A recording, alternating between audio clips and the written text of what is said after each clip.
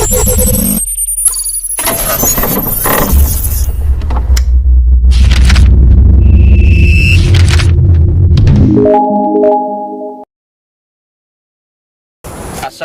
warahmatullahi wabarakatuh. Jumpa lagi dengan channel kami yang sempat lama terhenti. Di sini kami akan menyuguhkan sesuatu yang berbeda. Di sini kita akan menguak sebuah tabir, sebuah cerita, sebuah perjalanan yang banyak mengandung unsur misterinya. Salah satunya yang coba akan kami ungkapkan adalah perjalanan seorang penulis yang bernama Herman Yahya. Beliau menulis cerita tentang Syekh Siti Jenar. Dalam penulisannya, dalam pencariannya, beliau menemukan hal-hal yang di luar nalar. Bagaimana kisahnya? Mari kita korek dari beliau langsung. Selamat malam, Bung Herman Yahya. Selamat malam. Assalamualaikum warahmatullahi wabarakatuh. Ya, Bang Rizal. Kita ketemu lagi nih ya. Ya, alhamdulillah. Dengan situasi dan suasana yang berbeda. Situasi yang ya begitu menenangkan. Di sini kita menyatu dengan alam semesta. Betul. Di sini kita bisa bersilaturahmi di antara makam-makam yang begitu menyenangkan. Oke, Bung Herman. Coba tolong diceritakan tentang perjalanan Bung Herman tentang menulis Syekh Siti Jenar. Katanya banyak hal-hal yang di luar nalar terjadi nih. Oh iya. Ya, sebelumnya mungkin saya akan berbicara tentang Freeloot dulu. Ya. Jadi baru masuk ke dalam penulisannya ya. Betul. Oke. Karena Freeloot itu adalah kisah-kisah yang saya alami. Ya. Saat saya dan beberapa tim saya dalam pencarian. Jadi begini Bang Rizal. Yeah. Selesainya saya menulis Legenda Misteri di tahun 2002, itu di salah satu stasiun TV nasional. Jadi programming atau direktur programming dan acquisition itu manggil saya untuk ada konsep apa lagi dia bilang. Nah kemudian kebenaran saya punya konsep judulnya Naga Rawa Pening, Baru Klinting yang dikenal, yang ada di Ambarawa, yang di Ambarawa. Nah kemudian dari Naga Rawa Pening, saya berjalan mencari beberapa cerita yang memang mendukung kisah itu, sehingga saya datang ke Salatiga. Ketika saya datang ke Salatiga, saya bertemu dengan teman-teman seniman di sana. Mas Padoli saat itu di tahun 2003 kalau nggak salah atau 2004. Beliau tuh Mas Padoli salah satu sekretaris Golkar. Partai Golkar se-Jawa Tengah loh. Mas Padoli itu. Kemudian dipertemukan dengan Mas Win, dia adalah seniman tradisional. Kemudian Mas Winarno dan beberapa teman-teman lainnya.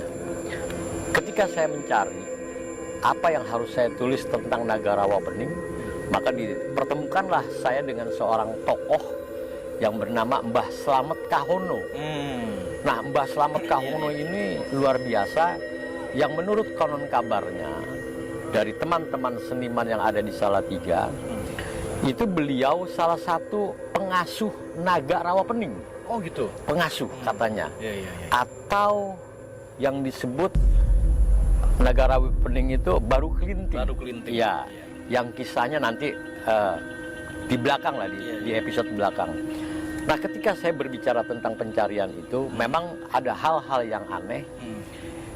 Jadi saya dibawalah sama tim plus sama teman-teman seniman di Salatiga itu ke salah satu tempat namanya Senjoyo, mata air. Senjoyo. Senjoyo. Dan itu luar biasa. Kebenaran saya, Bayu Pamungkas, Hari Jaduk, Harjaduk ya, art Ya, director. Nah, tiba-tiba saya dibawa ke Senjoyo, ada sebuah makam. Ketika ada sebuah makam, ini saya belum nulis nih Bang Rijal. Lagi belum riset. Lagi riset. Oke. Lagi Oh riset. iya, riset dulu riset. ya. Cari data ya. Betul. Tiba-tiba saya berada di warung kopi. Saya ngopi, ternyata nih Mas Padoli, Mas Win, Mas Pinarno, dan teman-teman itu di salah satu dia ada makam gitu di bawah pohon besar di Senjoyo. Oh gitu. Ya. Nah, saya dipanggil lah. Akhirnya saya jalan bersama Bayu Pamungkas, saya datang. Bayu Pamungkas itu yang kalau ente mau tahu, beliau yang kemarin nyutradarain apa Ayunan Nenek ya? Oh, The Tweng, Ayunan Nenek. ya. Oke. Dan Sukses tuh ya. Dia Sukses sutradara tuh. tuh. Oke. Nah, dulu dia sama saya, dia astrada saya. Iya. Nah, kemudian ketika mereka bertirakat di makam itu, saya disuruh untuk ngikut juga bertirakat. Taruhlah memberikan kiriman Al-Fatihah Ya. buat bagi Kirimin penghuni. doa lah, kan? Tapi kita bukan minta, jangan Iya, salah. Oh iya. Kita harus memberi Fatihah memberi atau salawat doa. kepada beliau atau apa itu yang baik-baik. Nah, entah bagaimana saya ikut serta di dalamnya, dipimpin sama Mas Padoli yang sekretaris Golkar itu. Iya. Itu berdoa. Saya ngelihat persis di mata saya itu, di depan saya itu kan gundukan batu-batu kali ya, Iya. batu kali. Dan ketika saya tahu bahwa tidak ada apa-apa, nah terus saya memejamkan mata, terus saya langsung doa selesai, terus amin. Saya membuka mata, wallahu a'lam bisawab. Ada 2 melati, kembang melati tiba-tiba di depan saya persis di atas makam. Jatuh. Enggak tahu ada di situ. Aja. Ada Yang di situ. sebelumnya memang tidak ada. Tidak ada. Nah, itu aneh buat saya. Saya kaget gitu kan. Saya lupa itu makam siapa gitu loh. Saya lupa Oh gitu ya. Nah, Itu mungkin tuh ya. nah, langsung saya kaget. Terus saya ambil. Loh, ini kok ada kembang melati. Iya, dua iya. puncuk, dua kucup ya. Iya. Terus saya kasih tahu sama Mas Padoli, Mas Win, Mas Pinarno. Terus kata Mas Padoli, alhamdulillah Mas Herman, panjenengan direstui. Oh, luar biasa. Insyaallah alam bisawab. Simbolnya dengan Iya, bentuknya terus melati itu betul. Kemudian melati itu saya disuruh simpan di dompet. Maka saya simpan di dompet. Nah, entah bagaimana melati tersebut sampai sekarang nggak tahu hilang begitu aja ya. Nah, menurut konon kabarnya itu merupakan Tanda, sebuah ya? tanda restu ya. Isyarat, untuk ya. menulis baru kelinting atau naga rawa pening. Baru kelinting ya. Ya. Oke. Nah, setelah saya seperti itu, saya selesai tirakat dan sebagainya, saya hunting lah ke lokasi tempat itu. Pas hunting itu gairah nulis. Gairah penulisan saya itu bangkit dengan melihat set-set itu loh. Dan saya kepengen buru-buru nulis Bang Rijal. Iya. Sayangnya saya nggak- Termotivasi itu. betul, termotivasi. Dan sayangnya saya nggak bawa laptop kan. Tapi catatan-catatan saya luar biasa. Dan itu mengebludak. Dan luar biasa. Kemudian langsung hari itu juga, karena saya datang ke Senjoyo sekitar kisaran asar lah ya. Oh gitu ya. Nah, kemudian dari situ saya lagi dibawa ke Bukit Cinta. Bukit Cinta ya. Itu di salah satu tempat yang antara, jadi bawahnya itu apa namanya, Setu Ambarawa. Iya. Atau apa namanya tuh Rawa Pening. Rawa. Itu di atasnya ada sebuah bukit, namanya Bukit Cinta. Wah, keren itu ya. kalau Bukit dibilang Cinta Bukit itu Cinta tuh ya. dilingkarin Bang Rijal. Ya, kayak lembah mungkin gitu ya. Dilingkari sama patung naga rawa pening. Wih. Itu sampai kita masuk itu di atas di Bukit Cinta itu, bukit itu dilingkari dengan Iya, patung iya, tersebut iya. dilingkari. Karena Banyak itu, patung berarti itu. enggak, cuman bukan patung ditutup sebenarnya. gitu ya. Sebagai apa ya? Sebagai simbolis Iya, bahwa iya. Gunung Merbabu itu pernah dilingkari oleh Baru Kelinting. Oh, Karena gitu. atas perintah atas perintah siapa namanya, salah satu muridnya Sunan Kalijaga, Ki Ageng Manggirwanabaya. Karena Oh, kan gitu. Ya, karena ya, Ki Ageng Warnabaya itulah yang punya tanggung jawab lahirnya Baru Kelinting, Baru Kelinting, gitu. ya. Karena kesalahan dia, bukan Betul. kesalahan tapi kelalaian. Kelalaian. Saat Ki Ageng Warnabaya itu memberikan pisau keramatnya atau lading keramatnya kepada Endang Kirana. Iya, iya, iya. Nah, saat itu memang kejadian mau 7 bulanan ya. Mantunya Ki Ageng Warnabaya dengan Ki Ageng Mangir, anaknya Ki Ageng Warnabaya itu mau 7 bulanan. Nah, tiba-tiba si Endang Kirana itu entah bagaimana ngantuk. Ngantuk, Terlelap maka gitu ya. pisau atau lading keramat itu dipangku. Maka entah bagaimana juga hamillah Endang Kirana Iya, tanpa mempunyai seorang suami. Suami ya. Jadi hamil dan lahirlah Baru Kelinting. Makanya Endang Kirana itu diasingkan sama bapak ibunya Iya, di iya, salah satu hutan, dikurung, dipasung Iya, iya, iya. gitu. Nah, akhirnya itu saya datang ke Bukit Cinta, terus naik ke atas. Yang tadi saya bilang bahwa Bukit Cinta itu adalah simbol Gunung Merbabu yang dilingkari sebagai hukuman Baru Kelinting kepada dari atas perintah Ki Ageng Warnabaya. Nah, ada lagi makam. Saya juga nggak tahu itu makam siapa juga, karena saya bukan ahli apa ya, bukan ahli ziarah. Tahu gitu. ziarah ya. Akhirnya saya ikut lagi sama mereka dan itu kurang lebih sekitar Ba'da Isya. Jadi antara Senjoyo sama Ambarawa itu atau Rawa Pening tadi, di dekat Rawa Pening itu ada makam. Di situ saya, Bayu, beberapa teman-teman yang tadi juga di Senjoyo bertirakat lagi Bang Rizal, dan itu mau hujan. Entah bagaimana itu mau hujan. Ketika kita tirakat, saya nggak ngeh, tapi Bayu Pamungkas yang bilang begini, loh Mas Herman, ini kita mau hujan gitu, mau hujan. Wallahu a'lam bisawab, itu atas kemauan Allah, atas atau mungkin ridho dan restu Allah. Itu awan yang gelap. Itu seperti melingkar, di lingkaran itu tidak ada, kayak ada payung ya, payung. Jadi nggak ada awan gelap. Di sekitarannya ada, tapi justru di makam keramat itu lurus gitu, berputar. Nggak ada cahaya, nggak ada awan gelap tadi. Nah, itu luar biasa. Nah, kembali lagi, ya.